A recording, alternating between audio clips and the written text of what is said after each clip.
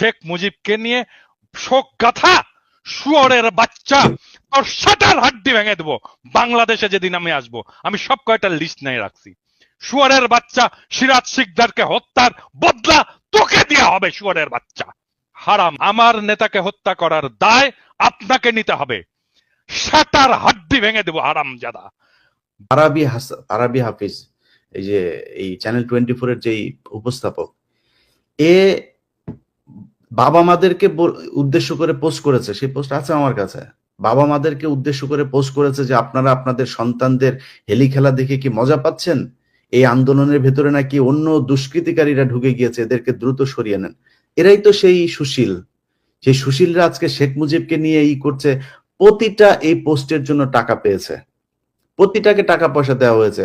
ওই যে তৌহিদ আফ্রিদির মাধ্যমে টাকা বিতরণ হয়েছে। তো এখন এই যেগুলো করছে তারা সুশীল সেজে, এটা আসলে সুশীলতা না। 15 আগস্টের কথা যদি বলেন, ওই দিন আমি বিএনপিকে প্রথমে ধন্যবাদ জানিয়েছি এবার যে তারা যে পজিশন নিয়েছে সেটার জন্য। বাট একটা জিনিস বলি ভাই, আপনারা ওই 15 আগস্টের 32 নম্বরের আশপাশে কিছু ভিডিও ফুটেজ দেখলাম। এই ভিডিও ফুটেজটাতে কিছু মানুষ, কনক ভাই একটু একটু এটা আমার ইয়ে হচ্ছে, এই কি বলে, কিছু মানুষজন আসছে, আসার পরে তারা বলছে যে আমরা বঙ্গবন্ধুকে করার জন্য এসেছি। তাদেরকে নিয়ে মনে হচ্ছে মজা করা হচ্ছে। পরের 15 আগস্টে এটা মাথায় রেখেন, এই মজা যদি করতে থাকেন না, তাহলে এই মজা নেওয়ার লোকের সংখ্যা কিন্তু বাড়বে। এটা মজা করার জিনিস না। শেখ মুজিব শেখ হাসিনাকে করা মানে, এই সাপোর্ট করা মানে ও নিজেও খুনি। ওরে খুনের মামলায় ঢুকাইতে হবে। পাশে ধানমন্ডি থানা আছে, ওরে ধানমন্ডি থানায় নিয়ে ঢুকানো। ও খুনের দোষর, ও আওয়ামী লীগের দোষর। যদি শেখ মুজিবের ব্যাপারে আলাদা করে কেউ কিছু বলতে আসে, পিনাকি দাদা বই লিখেছে, ওনার বই পড়েন। ওনারা যদি বিশ্বাস না করেন, তাহলে যাদেরকে বিশ্বাস করেন, মেজর জলিল, ওদের নিজেদের লোকজন, আতাউর রহমান খান, তারপরে এই এই ধরনের লোকজনরা, ইভেন তোফায়েল আহমেদের বই পড়েন, ওইখানে অনেক কিছু আছে। শেখ মুজিব কত বড় মাপের বদমাইশ ছিল, এটা যদি নাকি গুগলেও দেখতে যান, বিদেশি বিভিন্ন টেলিভিশন ওই সময় এবিসি টেবিসি বিবিসি, এগুলো অনেক টেলিভিশনের একদম ভিজুয়াল নিউজ আছে। শেখ মুজিব তামাক খাচ্ছে আর বিশাল ভাবসাব নিয়ে পায়ের উপর পা তুলে দিয়ে বক্তব্য দিচ্ছে। তারে সাংবাদিক জিজ্ঞেস করছে যে আপনার এখানে মানুষ মারা যাচ্ছে, সে বলছে এটা হচ্ছে মিথ্যা কথা, এটা প্রোপাগান্ডা, দেশে নাই কোনো মানুষ মারা যাচ্ছে না। সে হাজার হাজার মানুষকে সে সরাইখানা বানিয়ে তারপরে খাওয়াচ্ছে। এগুলো বিদেশি মিডিয়ার নিউজ। তো শেখ মুজিব কত বড় বদমাইশ ছিল, সেটা যদি নাকি মনে হয় আপনারা ঠিক করবেন, তাহলে আলোচনায় আসেন। বেশি মানুষের নেওয়ার দরকার নাই, 2-4 জন থাকলেই চলবে। আপনারা যত মানুষ আসতে চান আইসেন। আমি এই ব্যাপারে একটু, যারা শেখ মুজিবকে নিয়ে খুব আবেগ তাড়িত হচ্ছেন, আমি আপনাদেরকে বিনয়ের সাথে একটি বিষয় বলতে চাই। সেটা আমার বলা দায়িত্ব। সেটা হচ্ছে যে শেখ মুজিবকে নিয়ে যদি আবেগ তাড়িত হন, তাহলে শেখ মুজিবের সমস্ত কুকীর্তির দায় আপনাকেই নিতে হবে। এবং আপনাকে যেই কুকীর্তির দায়টা আমি দিতে চাই, সেটা হচ্ছে সিরাজ শিকদারকে পেছন থেকে গুলি করে হত্যা করা। নিরস্ত্র সিরাজ শিকদারকে হত্যা করেছে শেখ মুজিব, এইটার দায় নিতে হবে। সিরাজ শিকদার আমার নেতা, আমি আপনাকে এইটার জন্যে এর শাস্তি আপনাকে আমি দেব। শেখ মুজিবকে সিরাজ শিকদারকে হত্যার দায়ে এই শাস্তি আপনাকে আমি দেব। সিরাজ শিকদার আমার নেতা, আমার নেতাকে হত্যা করার দায় আপনাকে নিতে হবে। সাটার হাড্ডি ভেঙে দেব হারামজাদা।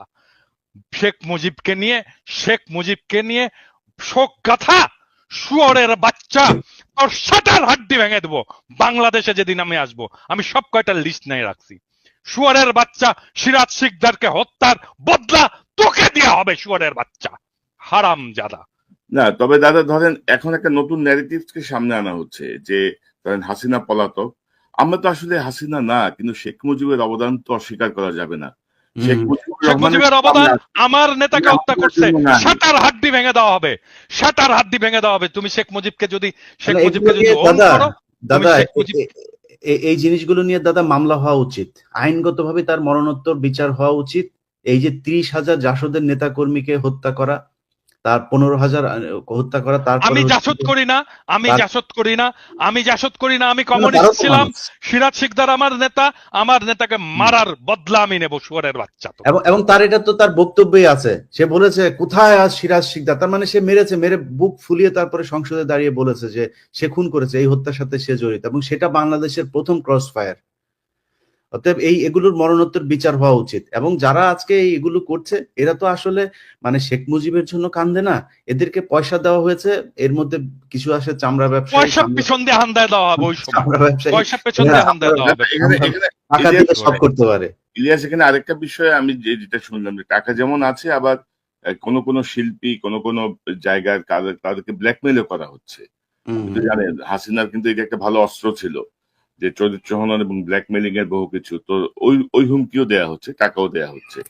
তো এই ন্যারেটিভসটা থেকে এটা নিয়ে আসলে মানে আরো কিছু কাজ করা দরকার, যে এই যে আমরা তো হাসিনাকে পছন্দ করি না, আমরা তার এইসব কনক ভাই, কনক ভাই একটা জিনিস বলি কনক ভাই, হুম, ধরেন 32 নম্বরের সামনে একটা মহিলা আসলো, হুম। এক হুজুর আসলো ফাজলামি করার জন্য, জাস্ট ফান করার জন্য, সে বলছে যে আমি 2টা খতম দিয়েছি, তার বউ বলছে, জীবনে কোনোদিন কোরআন পড়া দেখছেন না ভিডিওটা, বুরকাওয়ালা মহিলা, মানে ফান করার জন্য এসে, মানে এখানে ফান করা যায়। আপনি একটু একটু চোখ বুঝা কল্পনা করেন তো ভাই, আওয়ামী লীগ ক্ষমতায় আছে, জামায়াতের শিবিরের বা বিএনপির একটা ছেলে সেখানে এই ওরা জিয়াউর রহমানের কবরের ওইখানে গিয়ে করেছে, সেখানে গিয়েছে, আপনি চিন্তা করেন তো যে তার অবস্থাটা কি হইতো, পাড়ায় মেরে ফেলতো ওইখানে। তো আপনি তারা নিয়ে ফান করেন, এটা ফান করার জিনিস না তো। সো আরে না, ফার্দার সালাউদ্দিন কাদের চৌধুরীর কবরে যে কি করছে গডাব্বানি? ভাঙছে না, ভেঙেছে তো, সেখানে কেউ যেতে পেরেছে নাকি সেই জায়গায়?